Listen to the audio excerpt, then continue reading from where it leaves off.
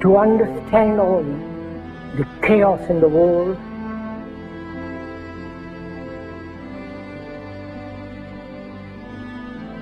and as we have been programmed,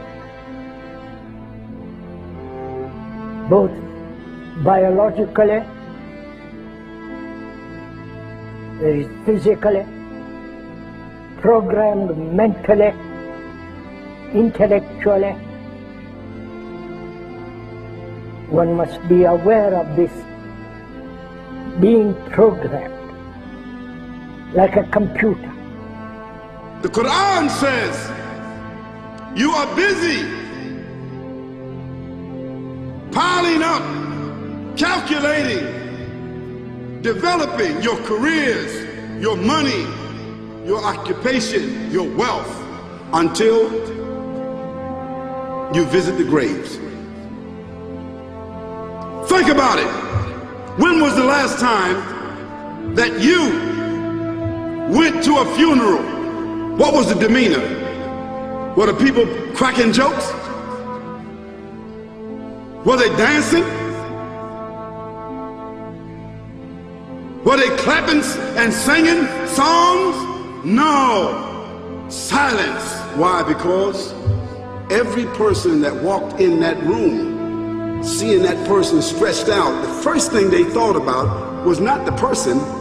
The first thing they thought about was that one day, this will be me. A crisis which the politicians can never solve, because they are programmed to think in a particular way.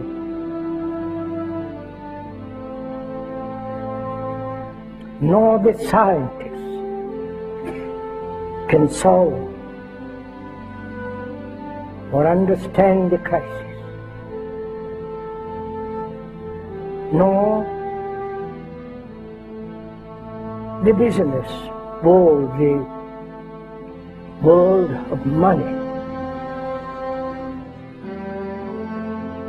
You have meddled with the primal forces of nature, Mr. Beale, and I won't have it! Is that clear? You think you've merely stopped a business deal. That is not the case.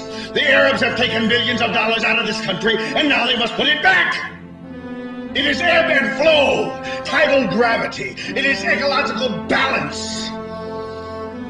You are an old man who thinks in terms of nations and peoples. There are no nations. There are no peoples. There are no Russians. There are no Arabs. There are no third worlds. There is no West. There is only one holistic system of systems. One vast and immane, interwoven, interacting, multivariate, multinational dominion of dollars. Petrodollars, electrodollars, multi-dollars, Reichmarks, rims, rubles, pounds, and shekels. It is the international system of currency which determines the totality of life on this planet. That is the natural order of things today. That is the atomic and subatomic and galactic structure of things today. And you have meddled with the primal forces of nature. And you will atone. So Allah said, Al-Hakum al-Takathur. All of us, all of you are engaged in running your mouths, doing your business, multiplying, buying houses, cars, business, whatever you're doing. And when you're told about God, religion, life, morality, you're saying, look, I ain't got no time for that. I got no time for that. I don't want to hear that. See how arrogant people can be until they visit the funeral house.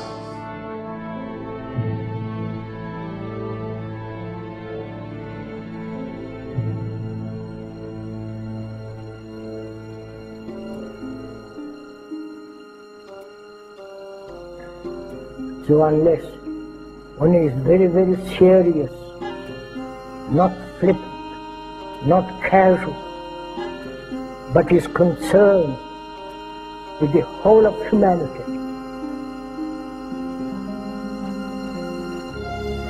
And to understand this human behavior, human thought that has brought us all to this point. And you say to yourself, is that it? I mean, 50, 60 years, scraping, struggling, scheming, lying, stealing, fornicating, jumping up and down, begging, working, and this is the end of it? I mean, is this what's going to happen to me? Are they going to be dropping me into a hole in the ground? A hole in the ground.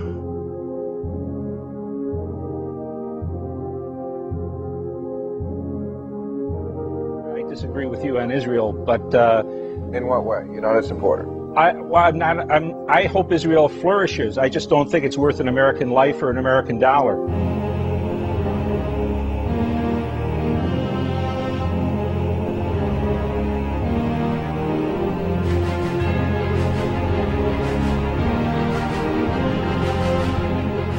What happens in the winter? All the leaves fall off the trees and the earth goes dead. And what happens in the springtime? The water comes, generates the earth again, germinates all over again, new grass, new leaves, new flowers, new fruits. So Allah says, and a sign for them is the dead earth.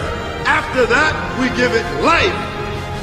And then you eat the fruits from that. So Allah says, the one who gave you life in the beginning, is he not able to give you life all over again in order to judge you?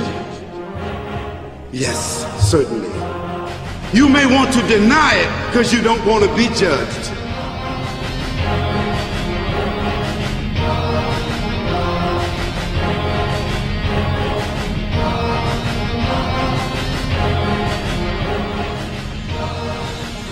And we say, and to us this living, which is misery, is we accept.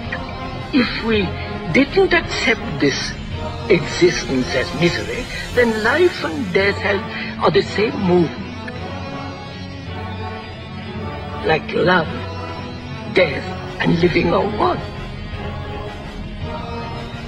One must totally die to find what love is. And to go into this question of what is death, what lies beyond death, whether there is reincarnation, whether there is a resurrection, for all that becomes rather meaningless if you don't know how to live. We now are a nation known to start war. We feel compelled because of our insecurity that we have to go over and attack these countries to maintain our empire. We have over 700 bases. We are in 130 countries.